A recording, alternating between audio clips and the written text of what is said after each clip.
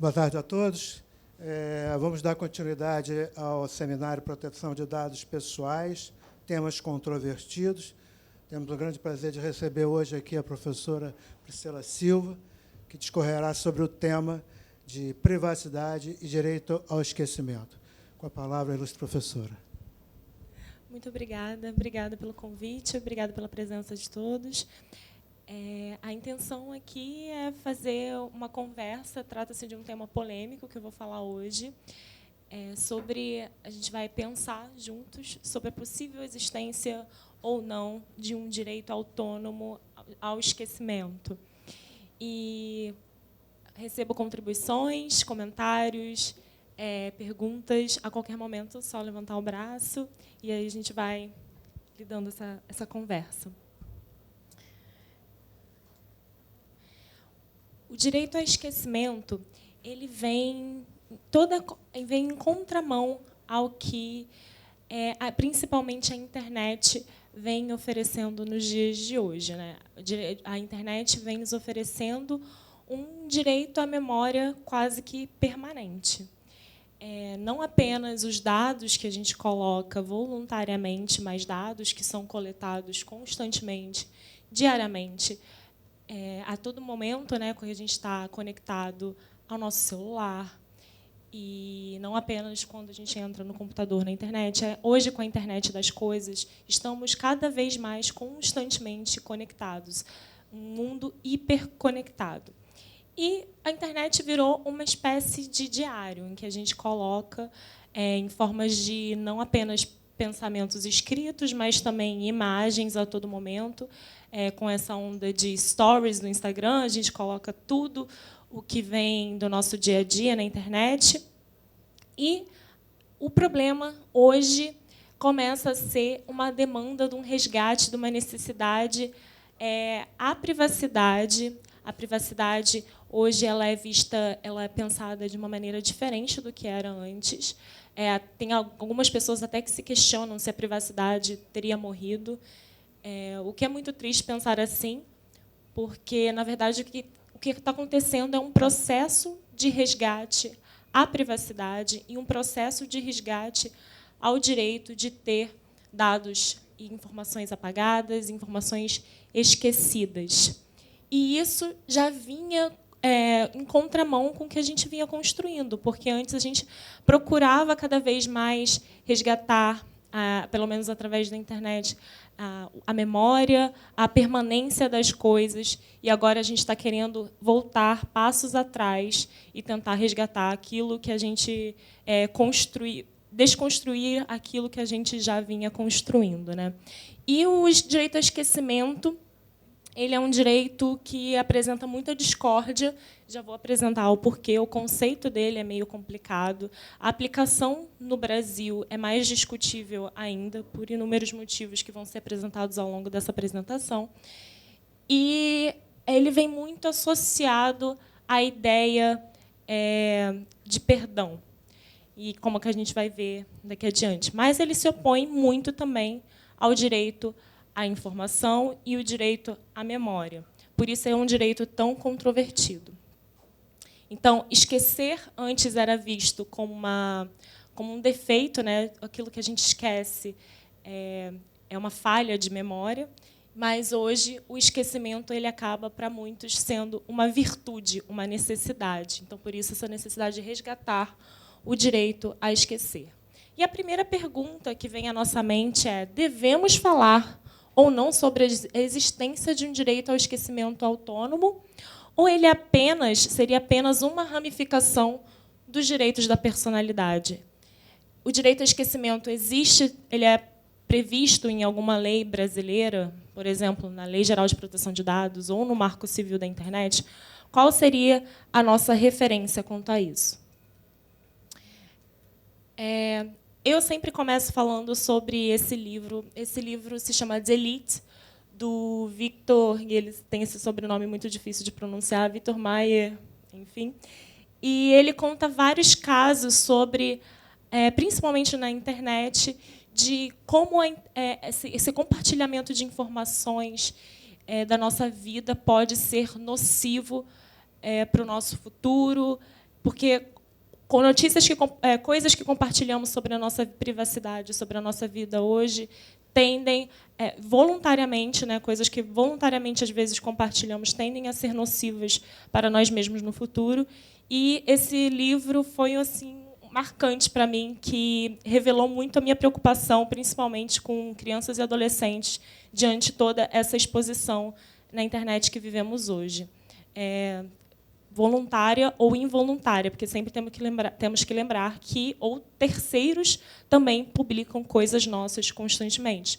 Pais, hoje em dia, é muito comum ver pessoas que acabaram de ter filhos. Eu tenho vários amigos agora que estão sendo pais de primeira viagem e só se vê postagens de criança na internet, é o que mais se vê.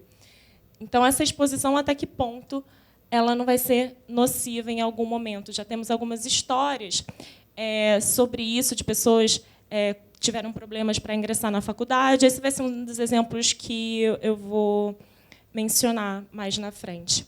E esse livro, esse autor comenta o caso de Ellie, né, a pessoa que está aí garantido o anonimato, que Ellie, no ano de 1974, ela foi para Londres e foi presa em flagrante por tráfico. Só que ela não tinha contado esse evento da vida dela para ninguém.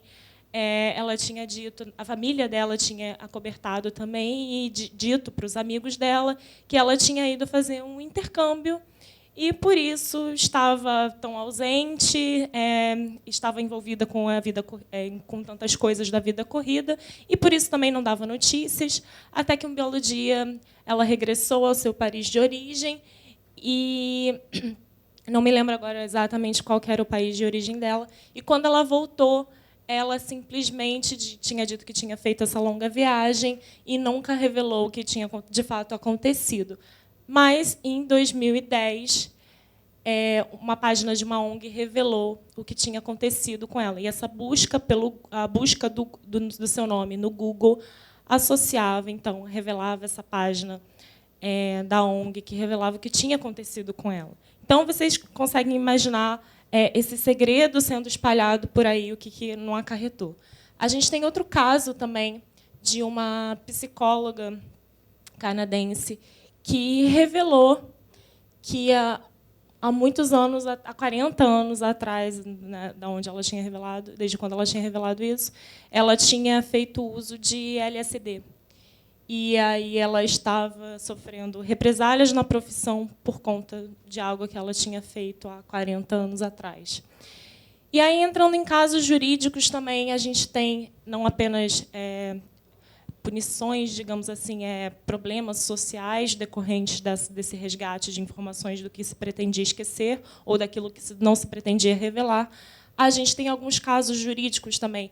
O caso mais emblemático sobre o tema do direito ao esquecimento, e também é muito citado em casos de pesquisas de liberdade de expressão, é o caso Lebach, que aconteceu na Alemanha. Se tratou de um episódio de um ataque a uma base militar.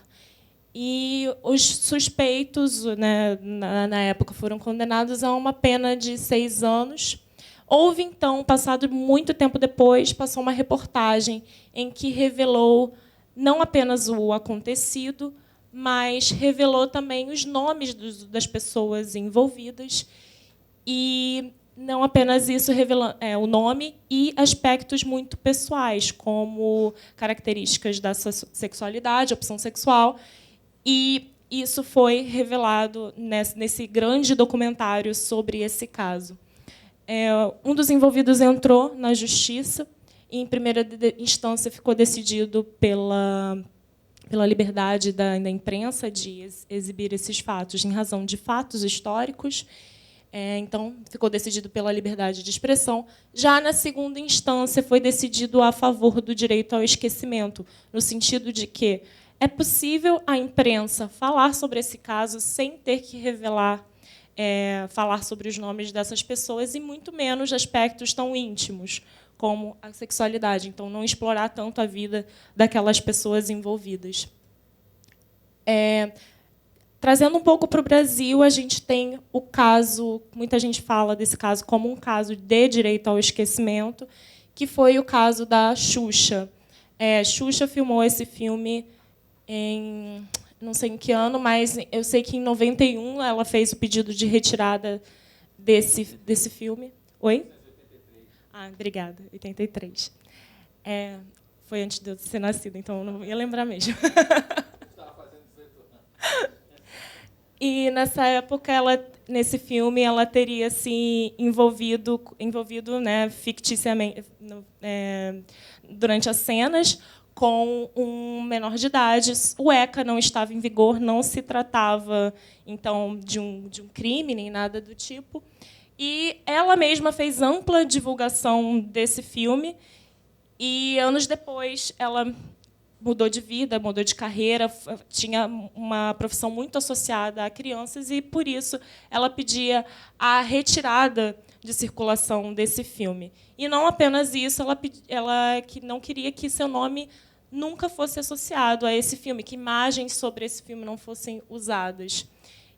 Esse filme, apesar de ter sido gravado antes da popularização do uso contínuo assim tão grande da internet, ele é muito filmado, é possível ver as cenas desse filme de livre acesso na internet, então é muito fácil de encontrar.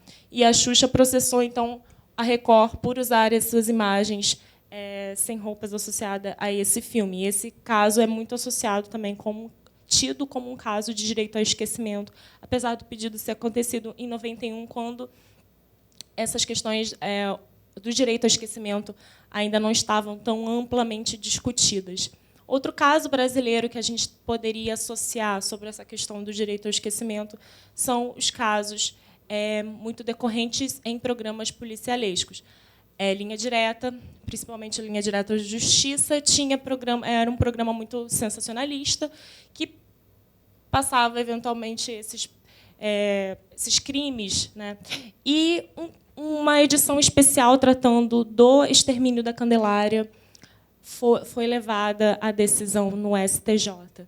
Esse caso tratava também do extermínio da Candelária e falou especificamente dos envolvidos, num sentido parecido do Lebac, só que, no caso do extermínio da Candelária, se decidiu que se associou o nome ao suposto envolvimento. Um dos meninos tinha sido absolvido depois, mas, nesse programa específico, tinha dito nome e sobrenome. E o STJ, então, decidiu pela liberdade de expressão garantida, sem que o nome dos supostos envolvidos no crime fosse associado ao caso.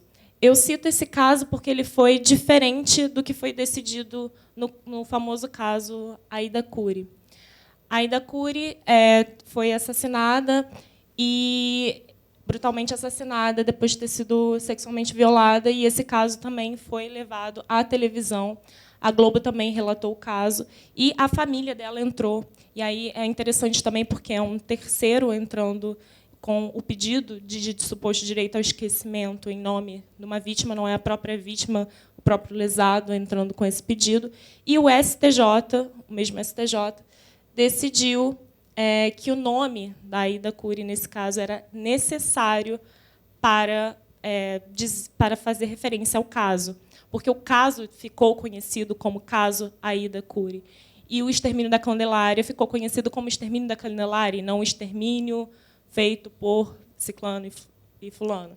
Então, o nome Aida Cury era tão emblemático e necessário para o caso que, no entendimento do STJ, para garantir a liberdade de expressão, era preciso também dizer o nome da vítima. E podem ver também que, no outro caso, se tratava de um suposto envolvimento de crime, e aqui estamos falando da vítima do crime, né? Então, temos diferentes atores também pedindo esse direito ao esquecimento. E o que esses casos, que todos são associados, vistos como casos supostamente de direito ao esquecimento, eles teriam em comum? Todos eles tratam de uma situação do passado, normalmente ilícita, na maioria das vezes, e que, retornadas depois, elas geram algum tipo de sofrimento, e, por isso, a pessoa quer apagar, não quer lembrar. E qual que seria o fundamento teórico para isso? Quando a gente fala, pelo menos no Brasil, fundamento teórico para o direito ao esquecimento, e aí a gente começa a pensar se o direito ao esquecimento ele deve ser autônomo ou não, não necessariamente. No artigo 5º, então, inciso 10, a gente tem que são invioláveis a intimidade, a vida privada. Então, o direito à honra, em geral, são tidos como fundamento para o deferimento do direito ao esquecimento. O artigo 20 do Código Civil, no mesmo sentido, utilização de imagem, direito de imagem também visto, vida privada, privacidade. No Código e a gente tem alguns questionamentos. Então, não temos a previsão nem no Código, nem na Constituição, nem no Código Civil, especificação do direito ao esquecimento como um direito autônomo. Não existe. E aí a gente tem alguns questionamentos, por exemplo, se o Código de Defesa do Consumidor, ao mencionar perdão de dívida, por exemplo, isso seria um tipo de esquecimento. E o Código Penal, por exemplo, quando ele fala que, no caso de reincidência, cometimento de novo crime, passa um tempo do julgado, passados 5 anos, seria uma espécie de direito ao esquecimento também, por apagar o histórico. E aí a gente tem, finalmente, uma previsão específica sobre o direito ao esquecimento, não na regulação, mas, na Jornada de Direito Civil, temos o enunciado 531, que menciona expressamente a existência de um direito ao esquecimento. Diz que o direito ao esquecimento tem uma origem histórica no campo das condenações criminais. De fato, quando se tem muito associado. Eu fazia muito pesquisa específica em liberdade de expressão, e o que eu via muito acontecendo nos TJs, em geral, era a restrição da liberdade de expressão em casos de supostos crimes associados aos supostos criminosos, ao nome dos supostos criminosos, quando eles eram posteriormente inocentados. Então, a gente vê uma situação muito específica aqui, né? Mas também o fundamento era sempre violação à honra, e não uma questão de direito ao esquecimento autônomo. Mas aí a Jornada de Direito Civil cita isso das condenações criminais, e surgindo uma parcela importante do direito do ex-detento à ressocialização. Então, ele fala também o direito ao esquecimento muito associado à questão do crime. Mas a gente falou muito de direito ao esquecimento voltado em casos televisivos. E, quando a gente fala de internet, a coisa fica ainda mais complicada de falar de um possível direito ao esquecimento, porque a tecnologia, como eu falei no início dessa conversa, a tecnologia ela não esquece. Se você publica algo na internet, isso posteriormente você não sabe, tem os limites, mesmo se você apague aquilo, facilmente printado e replicado, e não se tem limites.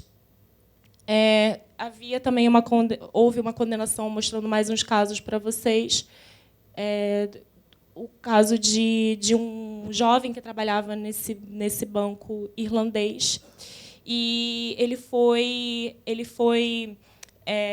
demitido justamente porque encontraram uma foto dele assim nas redes sociais. E não tinha sido nenhuma foto que ele tinha postado, ele tinha sido marcado. E fato é que ele foi demitido por causa disso. Temos o caso também de uma professora que estava vestida de pirata, e também ela foi demitida porque ela enfim, foi marcada em uma foto desse tipo, em que, na verdade, não se sabe nem o conteúdo da bebida, mas ela foi vista uma foto supostamente bebendo álcool. Essa foi a associação feita, e como ela era professora de crianças. E temos também o famoso caso de Daniela Ciccarelli. Daniela Ciccarelli é um caso, se a gente falar de direito ao esquecimento, possivelmente esse é um dos casos mais emblemáticos, pelo menos na internet, que a gente tem de direito ao esquecimento, porque a Daniela Ciccarelli simplesmente ela quebrou, entre aspas, o YouTube no Brasil, né? O YouTube não pôde ser acessado durante muito tempo porque eles não conseguiam combater a quantidade de vídeos replicados dessa questão. Que, para quem não se lembra, ela foi pega por um paparazzi numa praia, cometendo um ato sexual no mar, e aí foi filmada, e esse vídeo foi parar no YouTube. Ela pediu, então, que esse vídeo fosse removido, mas facilmente foi replicado. E, pelo YouTube não poder conter essas imagens, o YouTube ficou fora do ar durante um tempo. E o fundamento da decisão foi o direito à privacidade. Essa decisão é anterior ao Marco Civil da Internet. Então, a responsabilização da plataforma ela era mais fácil. Hoje em dia, a plataforma ela só pode ser responsabilizada, de acordo com o Marco Civil da Internet, pelo artigo 19, quando tem notificação judicial indicando o conteúdo expresso que precisa remover. Então, você tem que indicar a URL daquele conteúdo que você quer remover, e aí a plataforma tem 48 horas para remover aquele determinado conteúdo. Mas, como eu disse, a questão de replicar informações é muito fácil na internet, e isso se perde. Então, a necessidade de indicações de URL depois do Marco Civil ela é exigível, isso é confirmado pela jurisprudência, mas, na época, não era. E o caso da faculdade, eu não sei se vocês se lembram, mas isso aconteceu, foi bem marcante na minha época de faculdade.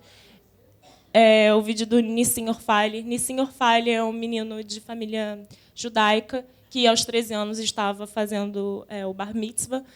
E a família teve a brilhante ideia de fazer uma paródia com uma música famosa, não vou lembrar, bom, uma música famosa de uma boy band. E tinha essa paródia em que eles faziam referências à sua vida pessoal, para onde ele ia com as férias com a família, e eles faziam essas montagens muito toscas, e ele viralizou. Diz a família que a intenção era apenas comemorar o bar mitzvah. O fato é que a empresa colocou isso no vídeo público do YouTube, e ele também, por ter um nome muito marcante, muito difícil desassociar o fato à imagem dele, e ele entrou com um pedido do direito ao esquecimento, pedindo para o Google excluir os vídeos dele no YouTube. Mas, se você digitar agora no Google, no YouTube, você encontra facilmente os vídeos do Nissim Orfali. Foi totalmente falha essa tentativa. E o fundamento da remoção, nesse caso, foi o Marco Civil da Internet. Esses aspectos aconteceram no Brasil, mas a gente não posso deixar de falar do caso Costerra Gonzalez, que é o caso tido como leading case sobre o direito ao esquecimento. Aconteceu na Europa. O Costerra Gonzalez é um espanhol que teve a casa levada a leilão, né, por conta de dívidas, e essa informação era constante no Google depois de 10 anos. Então, se você digitasse no Google Costerra Gonzalez, a primeira busca que aparecia era que a casa dele tinha sido levada a leilão, mesmo passados 10 anos. E aí ele entrou com esse pedido de direito ao esquecimento. Só que, pela esperteza dos advogados dele, eles não pediram o apagamento da informação. E aí, por isso que esse caso virou tão emblemático, tão diferente, e ele acabou sendo replicado várias vezes na Europa e remodulou o que se entendia como direito ao esquecimento. Os advogados eles tiveram a brilhante ideia de vocês querem manter a liberdade de expressão?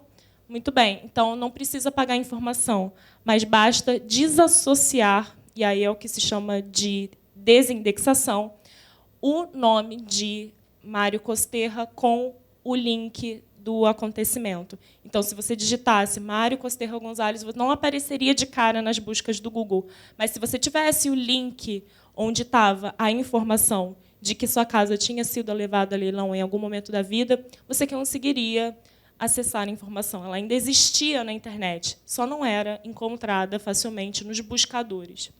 Então, essa foi a grande sacada dos advogados, e foi deferido. E isso mudou completamente o que se entende por direito ao esquecimento. Na Europa, hoje em dia, é muito tido como um sinônimo de direito à desindexação. Só que o que a gente tem o efeito que a gente chama de, hoje ficou conhecido como efeito Streisand. esse efeito Streisand ele é uma referência à cantora e atriz Barbra Streisand mesmo, porque ela tinha essa singela mansão, acho que em Los Angeles, e foi tirada especificamente essa foto de um drone e postada na internet. Quando essa foto foi tirada e postada na internet, essa foto tinha exatamente 4 acessos, possivelmente todos dela. E ela entrou com um pedido de remoção de conteúdo dessa imagem, porque violava a sua privacidade, né? Mostrava a sua casa.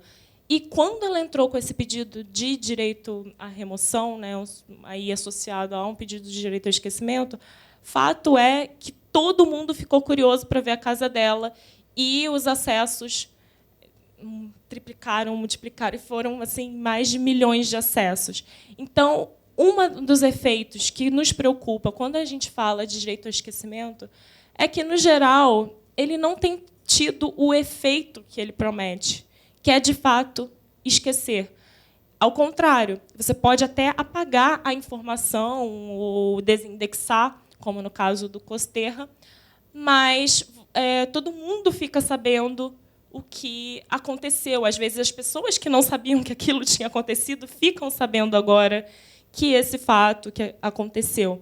Então, isso está muito notório, que o direito ao esquecimento, na verdade, além de ser uma utopia, porque ele não é oponível às pessoas, né? Como que vai exigir um direito ao esquecimento? A postagem de informação é de alguém, mas a exigência de esquecer é dos outros, é do outro. Então, não tem como entrar na mente das pessoas e fazerem efetivamente, garantir a efetividade desse direito, por mais que se tenha a efetividade de um apagamento ou de uma desindexação. E, bom, a explicação... a casa dela era em Malibu.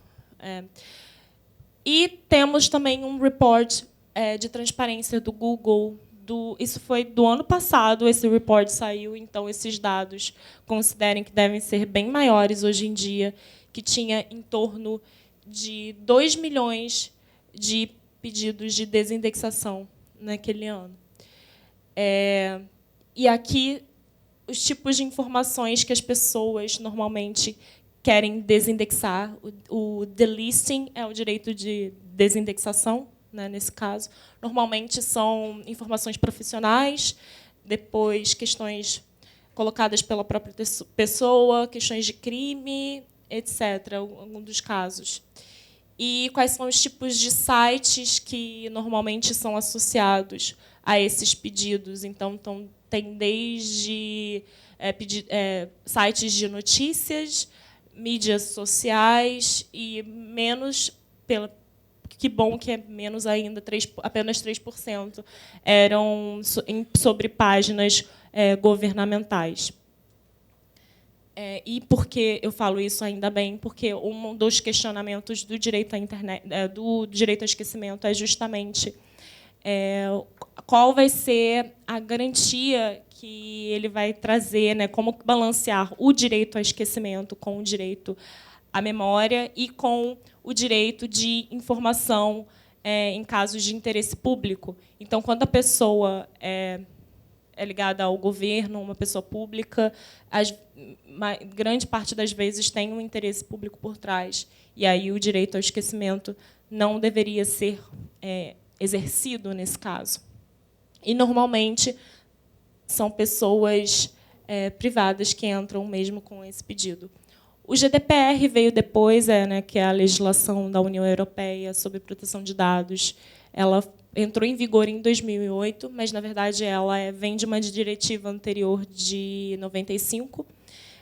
A diferença é que a diretiva ela não é vinculante, são apenas sugestões em que os Estados membros da União Europeia têm, então, que querem aderir à diretiva, eles colocam a norma em seu regulamento doméstico, mas o regulamento, ao contrário, a partir de 2018, então, foi vinculante, passou a ser vinculante para todos os Estados-membros. E o GDPR trouxe mais confusão sobre o direito ao esquecimento, porque na seção em que ele fala de retificação e apagamento dos dados, surgia a dúvida se o apagamento, nesse caso, seria sobre direito ao esquecimento ou não.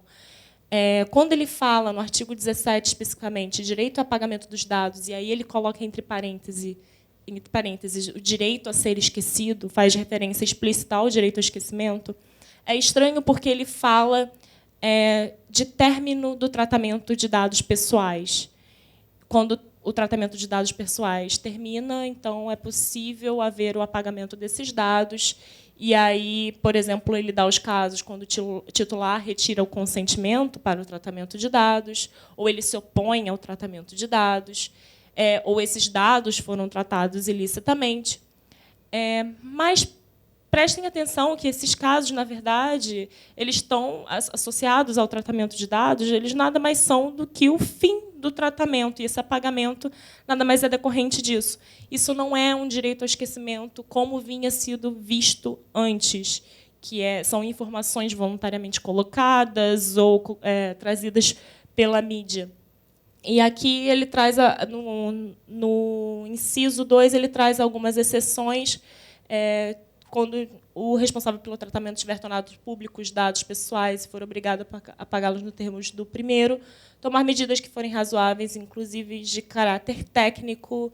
Então, ele traz a exceção de possibilidades de caráter técnico e não se aplicam também quando houver exercício da liberdade de expressão e informação, cumprimento de obrigação legal, ou por motivos, e aí aparece motivos de interesse público, não seria possível entrar com pedido de direito ao esquecimento. E, no Brasil, o que a gente tem, já adianto para vocês que a LGPD, ao tratar de apagamento dos dados, ela não fala de direito ao esquecimento, então não tem uma associação aqui entre fim de tratamento de dados e direito ao esquecimento. Apesar da confusão do GDPR, o direito ao esquecimento, normalmente, ele é aplicado como um direito à desindexação na Europa. Às vezes, ele é replicado desse jeito no Brasil, mas, às vezes, não. Mas, no Brasil, o que a gente tem hoje são 3 correntes do direito ao esquecimento, e eu aposto que vocês sabem quais seriam as 3 correntes. A primeira, obviamente, é sempre um que sim, que pode, não que não pode, e a outra que depende. A gente sempre tem 3 correntes no direito, e é sempre assim. Então, a primeira, ela fala sobre pró-informação, em que não existe um direito ao esquecimento, que é a liberdade de expressão, então, seria um direito preferencial prima facie, e o direito ao esquecimento ele seria contra um direito à memória, um direito à história da sociedade. A segunda posição, que é um direito pró-esquecimento, diz não, na verdade, no Brasil, a gente não tem um direito preferencial prima facie da liberdade de expressão, ela não prevalece antes de haver uma ponderação, não prevalece intuitivamente a liberdade de expressão. O que a gente tem, na verdade, é a prevalência da dignidade da pessoa humana, e, por isso, deve preponderar sempre o direito ao esquecimento nesses casos, sobre a liberdade de informação. E a posição intermediária, que é a que depende, é a Constituição. Então, ela apresenta direitos fundamentais que, quando colocados em oposição, deve ter ponderação. Então, assim, nada de novo. Daniel Sarmento entrou também com um parecer específico sobre direito ao esquecimento, advogando contra o direito ao esquecimento, nesse caso, por causa de um direito à memória, mas, na verdade, ele advoga contra, nesse parecer, abrindo uma margem da possibilidade desse direito ao esquecimento. Então, ele diz que o direito ao esquecimento, no caso do STJ, Chacina da Candelária e da Cury, não seria compatível com a Constituição de 88, e, por isso, não cabia, em nenhum dos 2 casos, o direito ao esquecimento, mas ele diz que há casos em que há um pedido, esse direito ao esquecimento deve existir. Ele ressaltou muito a existência desses posts nas mídias sociais. Ele cita atualizações de Facebook, tweets, fotos, postagens em blogs. E, então, ele ressalta que o direito ao esquecimento ele não deve existir quando há interesse público, e, em todos os outros casos, ele defende a existência, então, de um direito ao esquecimento. A gente tem inúmeros projetos de lei, hoje em dia, também sobre o direito ao esquecimento, e, nesse específico, ele fala sobre remoção de links. de busca da internet e essa remoção de links da busca da internet, eu acho que eles querem dizer, no caso, a desindexação, e mencionam a criação de um departamento específico para tratar do caso de direito ao esquecimento. Também se fala a possibilidade de requerer a qualquer momento a indisponibilização do conteúdo. Imaginem como isso é perigoso. Também fala, retirada de dados pessoais que sejam considerados indevidos por causa da honra e, inclusive, propõe uma alteração do Marco Civil da Internet no artigo 19 sobre a responsabilização das plataformas que eu tinha contado para vocês. Atualmente, precisa, então, da indicação precisa da URL do conteúdo que se quer remover. E aí, havendo notificação judicial e a plataforma não removendo esse conteúdo em 48 horas, a plataforma, aí sim, poderá ser responsável também. Mas, nesse caso do PL, diz que a proposta é que o provedor de aplicações pode ser responsabilizado por notificação extrajudicial também. Então, o provedor de aplicações, a plataforma, no caso, ficaria à mercê das vontades das pessoas que se sentissem ofendidas com quaisquer informações e pedidos de remoção, e ficaria nessa constante busca naquilo que deveria ser removido. A nossa Lei Geral de Proteção de Dados Pessoais, nossa Lei 13.709, ela não fala, como eu falei para vocês, ao contrário da GDPR, especificamente sobre o direito ao esquecimento, o que é muito bom, porque, na verdade, apesar da nossa lei ser muito, muito espelhada na GDPR, algumas diferenças ela traz, e essa é uma delas. E essa diferença ela é positiva, porque, justamente, para mim, o GDPR fez uma confusão ao atrelar, pelo menos tratar no mesmo artigo, o direito ao esquecimento e o direito ao apagamento de dados. E a nossa legislação ela só prevê o direito ao apagamento de dados. Ela fala da privacidade, da autodeterminação informativa, da inviolabilidade da intimidade, mas ela só fala do apagamento em caso de término de tratamento de dados e da eliminação dos dados. O direito do titular, então, não prevê nenhuma hipótese de direito ao esquecimento, pelo menos não nos moldes que a gente tem visto até hoje. E quais são os limites, então, do direito ao esquecimento? O que, na verdade, a gente já tentou falar o que o direito ao esquecimento é, muito falhamente, porque, na verdade, não tem nem perto de um consenso sobre o que seria o direito ao esquecimento. Mas será que a gente consegue, então, determinar o que o direito ao esquecimento não é? O direito ao esquecimento ele não é sinônimo de remoção de conteúdo. A gente já tem isso previsto, a possibilidade de remoção de conteúdo. Na verdade, será que a gente não está confundindo o mecanismo, o direito com as ferramentas? O direito ao esquecimento seria um direito autônomo nesse sentido? O direito à remoção é a ferramenta da concretização do direito à remoção.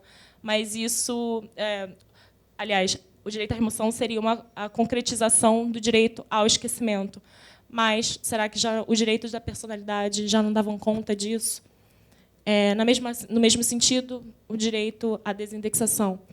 E como esse artigo do artigo 19, voltando aqui, após ordem judicial específica, está previsto o direito de remoção pelo Marco Civil da Internet. A única exceção está no artigo 21, em que a plataforma pode ser responsabilizada sem notificação judicial em caso de vazamento de fotos íntimas, que aí é uma questão muito mais sensível, em que basta a notificação da vítima à plataforma, e aí a plataforma tem que retirar o conteúdo.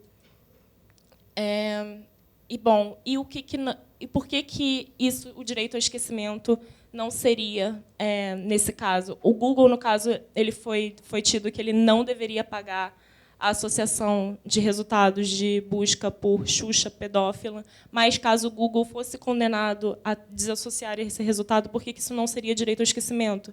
Na verdade, porque isso não é um fato verdadeiro. O direito ao esquecimento ele não estaria associado a um fato que não é verdadeiro.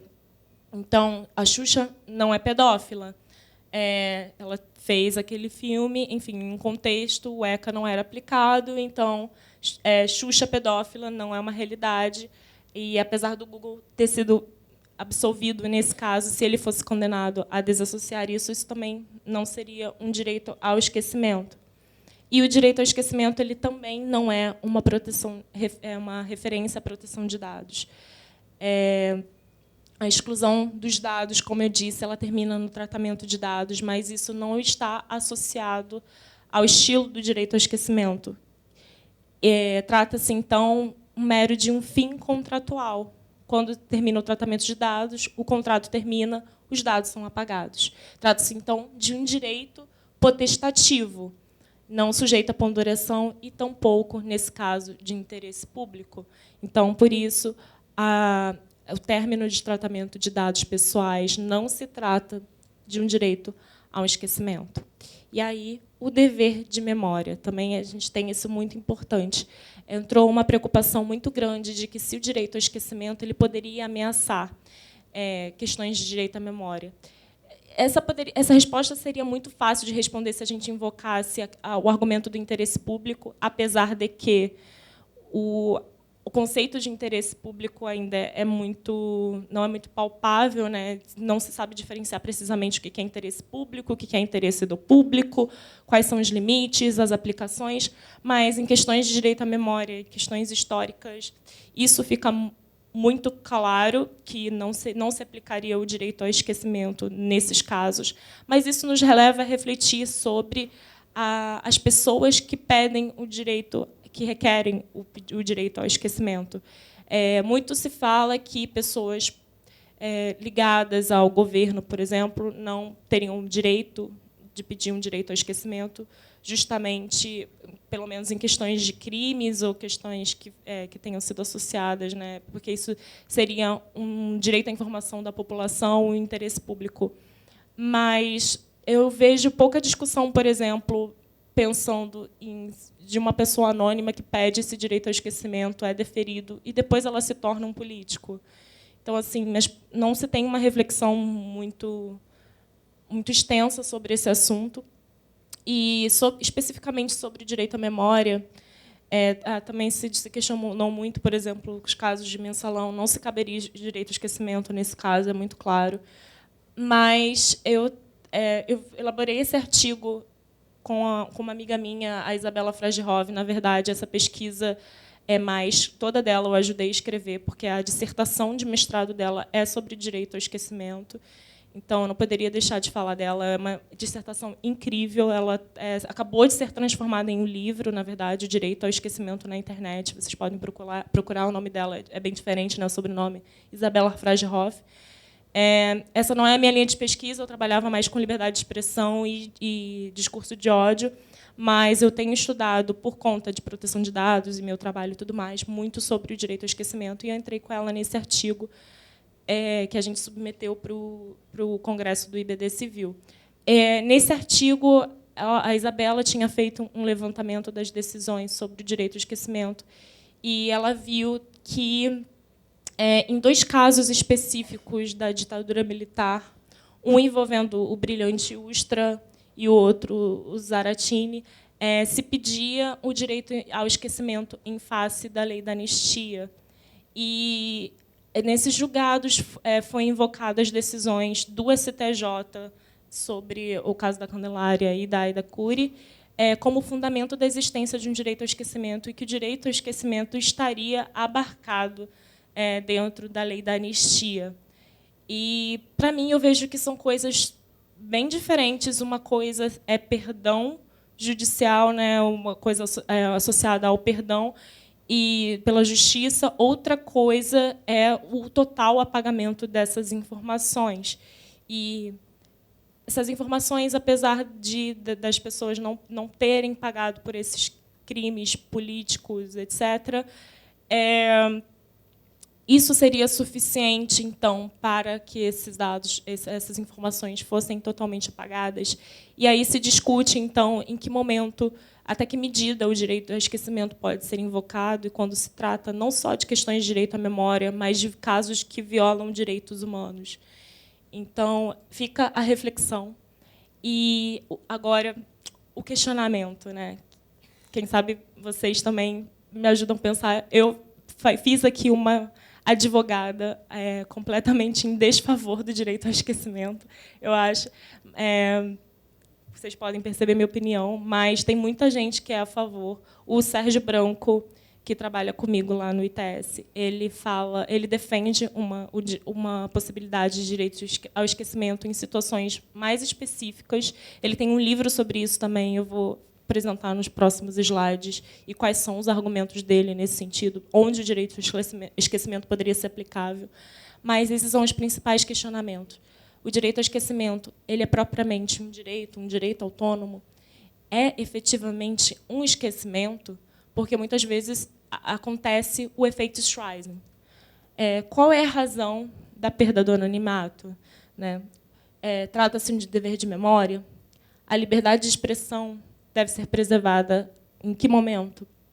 A informação é indispensável ao exercício da liberdade de expressão? A privacidade é a censura do nosso tempo? Qual é o interesse público e qual é o interesse do público? Essas são várias questões que ficam quando a gente discute sobre a possibilidade do direito ao esquecimento. E quem deve promover a remoção do conteúdo? Esse caso que eu trouxe agora, eu estou falando de muitos casos, mas é justamente para ilustrar como o direito ao esquecimento e a sua aplicabilidade ela é confusa.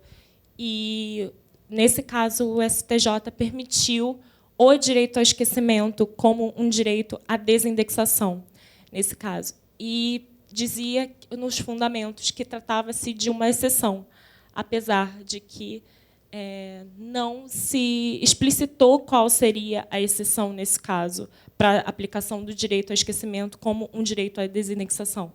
Esse caso trata de uma promotora, cujo nome é muito escondido, mas várias pessoas sabem o nome dela. Eu acho que, se eu já soube, eu já esqueci, na verdade. E ela tinha feito um concurso público para magistratura anos atrás, e ela teria gabaritado a prova dela de tributário, e foi questionada uma fraude ao concurso diante desse gabarito. O CNJ entrou com uma investigação, ela foi absolvida. Na verdade, ela nem passou nesse concurso público, mas, como foi questionada essa fraude no concurso dela, e depois ela veio a se tornar uma promotora, ela entrou com um pedido de direito ao esquecimento, já que ela tinha sido inocentada dessa suposta fraude, e não queria ter mais essa questão associada ao seu nome. E o STJ, então, permitiu o direito ao esquecimento como um direito à desindexação, nesse caso.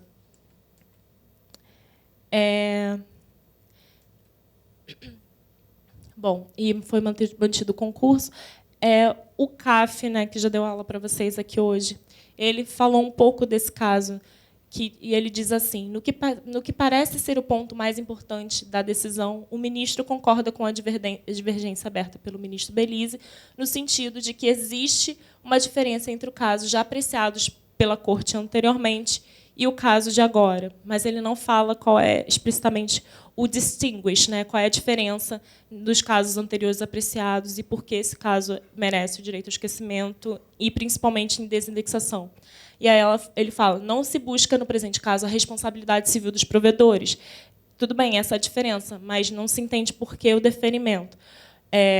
O que incomoda o autor é o fato que os resultados aparecem na busca dito como os mais relevantes quando pesquisa pelo seu nome, mais de 10 anos após o fato. E continuam a ser sobre a fraude do concurso, que ela sequer foi aprovada. Não se trata, então, de remover da página com notícias da suposta fraude, mas apenas evitar com que esse nome dela fosse associado aos resultados de busca. Então, a liberdade de expressão teria sido mantida. Fato é que esse caso, porém, bom, aqui está a decisão, não vou, já explicitei. Fato é que o problema é que essa decisão, apesar de supostamente ser um distinguish, ser um caso excepcional, ele já vem sido tido como referência para os tribunais inferiores.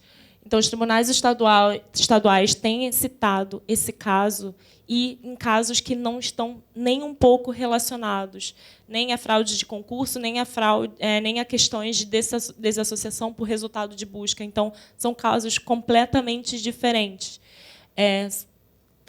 Casos que tratam de remoção de notícias por questões de estelionato, remoção e filtros de conteúdo, e aí tem desde assuntos de pai e filho que foram publicados na internet. Então, não tem situação nenhuma ligada ao caso do STJ. Então, a gente vê, na verdade, uma aplicação do direito ao esquecimento ali que teria sido excepcional, tida como regra. Então, o que a gente vê é uma aplicação diferente também do direito ao esquecimento do que vinha acontecendo no Brasil desde então, que não era tido como um direito à desindexação.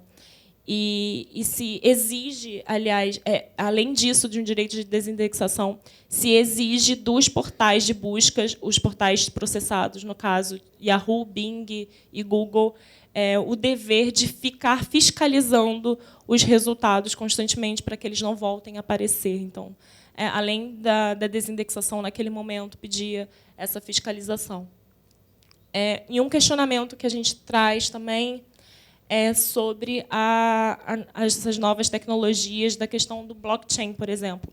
O blockchain, aqui é um questionamento sobre o blockchain e a Lei Geral de Proteção de Dados, se eles seriam compatíveis. O blockchain também, será que ele seria incompatível ao direito ao esquecimento? Para quem não sabe, o blockchain é uma nova tecnologia usada muito hoje em dia para questões de smart contracts. Uma das características do blockchain é a rede descentralizada, em que todo mundo tem acesso ao mesmo tempo àquela informação. A informação ela é imutável, não pode ser mudada e não pode ser apagada. Então, o que se tem, na verdade, por exemplo, no caso de smart contract, você pode dizer que aquele contrato não está mais válido e fazer um novo, mas ele continua existindo na plataforma. E o blockchain, cada vez mais usado, ele seria, então, contra uma proteção de dados, seria contra a existência de um direito ao esquecimento? Na prática, um pouco sim, porque não se tem essa possibilidade de apagar as informações que ali estão presentes. O blockchain ele é muito usado em questões, como eu falei, de smart contracts, criptomoeda, transações, né, comerciais, mas o seu uso vem sendo ampliado e pensado para várias outras atividades. Então, se questiona essa possibilidade de armazenamento de informações e que, no futuro, precisam ser apagadas e como isso vai ser garantido. Bom, aqui, dizendo especificamente, toda a alteração de dados é armazenada em um novo bloco, dizendo a hora. Então, tudo é reforçado. A informação anterior ela nunca é apagada. E aí fica essa questão, como conciliar a imutabilidade e o caráter distribuído de um blockchain, de questões que precisam, ser mantidas em sigilo, e aí a questão da proteção de dados, e questões que precisam ser apagados. Uma questão também que eu trago pensando é sobre a efetividade, no caso da escolha da existência de um direito ao esquecimento autônomo, dessa necessidade de um direito ao esquecimento. Eu sempre irei defender que, no caso, o direito ao esquecimento ele deve ser usado como último recurso, já que a gente tem outros recursos jurídicos nesse sentido, que eventualmente garantem a efetividade da informação na melhor maneira, preservando a liberdade de expressão. Então, temos o direito de resposta, atualização, retificação da informação. O direito já oferece tantos outros mecanismos que, para mim, o direito ao esquecimento ele não se faz necessário hoje em dia. E esse é o livro do Sérgio Branco, que é muito bom. Ele é incrível, Memória e Esquecimento da Internet, apesar de eu discordar da opinião dele sobre a existência do direito ao esquecimento. E ele diz, muito bem fundamentado nesse livro, que ele chega a quase te convencer, e ele fala sobre a existência do direito ao esquecimento e sua aplicação em questões restritas. Então, ele diz que devem apresentar os seguintes critérios, todos eles presentes, para a aplicação do direito ao esquecimento. Então, deve estar presente uma violação à privacidade por meio de uma publicação de um dado verídico após um lapso temporal, e aí não se diz em nenhum lugar, nenhuma das decisões que eu vi até hoje, pelo menos, eu posso estar enganada, principalmente porque não é o meu foco de pesquisa principal, apesar de eu estudar bastante esse tema, eu não vi nenhuma decisão que fala qual seria o lapso temporal necessário para entrar com um pedido de direito ao esquecimento. Se de um dia para o outro a pessoa decidir remodular sua vida, aquilo que ela colocou ontem já valeria, por exemplo, ou se realmente precisa de um lapso temporal mais longo, o que é necessário para a pessoa mudar de vida, ou ter alguma coisa realmente oponível, né, ser provado na justiça que ela é inocente nos casos de suposto crime. Então, violação à privacidade, dado verídico, lapso temporal, capaz de causar um dano ao titular, e aí sem que haja interesse público, preservando-se, em todo caso, a liberdade de expressão, desde que não se trate de um caso histórico, cuja demanda é direcionada, em última instância, ao poder público, que deverá se entender cabível ordenar a sua remoção em meio de comunicação onde a informação se encontra, e nunca ao motor de busca.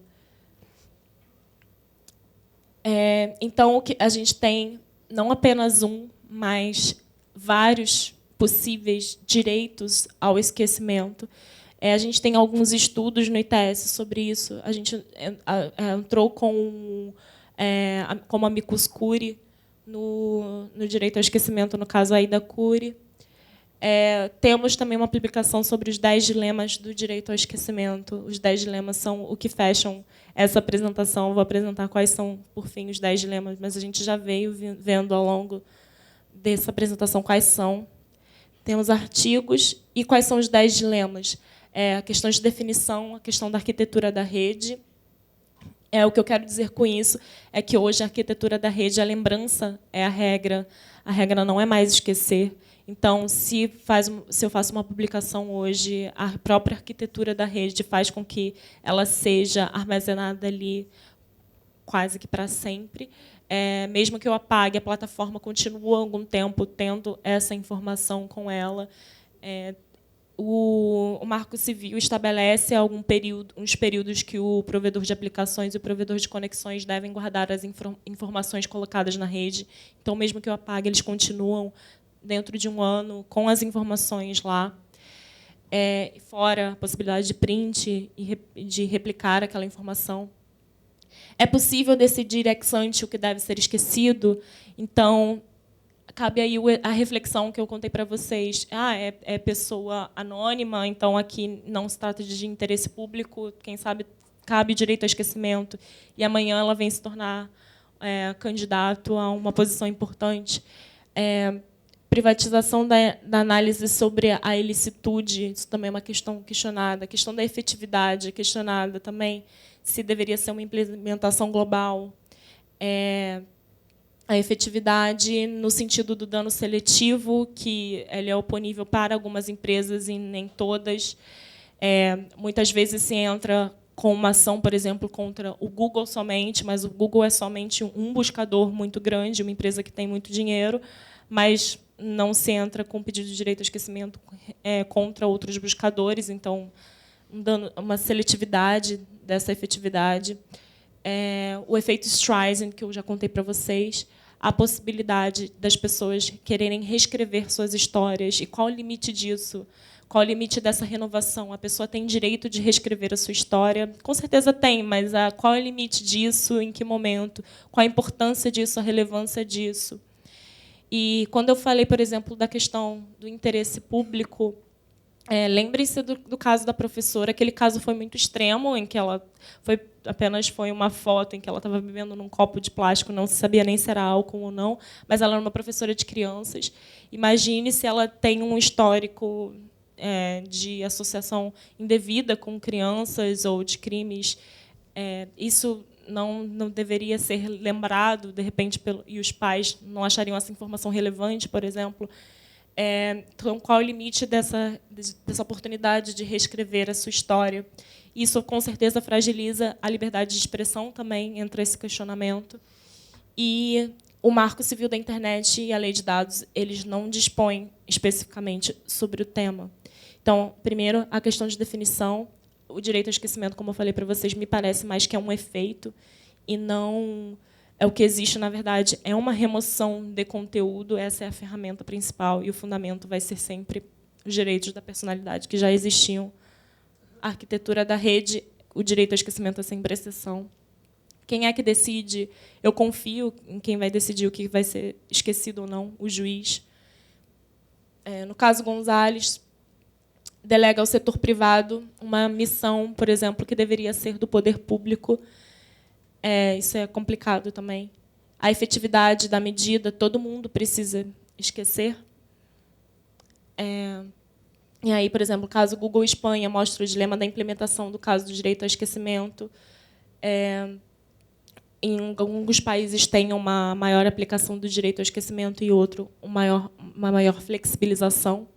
A efetividade, então, foi também o que eu falei sobre a informação continuar disponível em outras plataformas, o efeito Streisand, a possibilidade de reescrever a história, e aí o questionamento da existência, da efetividade das comissões da verdade nesse papel, e a fragilização da liberdade de expressão. Por fim, não tem previsão legal, e é isso que a gente tem hoje. Não foi uma tentativa de tentar convencer vocês, apesar de ter parecido, de eu dizer claramente a minha opinião, não foi uma tentativa de convencer vocês que não existe um direito ao esquecimento, mas de mostrar o debate, os argumentos, o que tem sido por trás e como ele tem sido usado ou não usado, as diferentes aplicações e basicamente essa confusão. Eu espero que isso tenha ajudado em alguma coisa, ou pelo menos vocês a refletir sobre esse assunto. E eu sigo disponível para, se vocês quiserem fazer perguntas, esse é o meu e-mail, e vamos nos falando. Obrigada.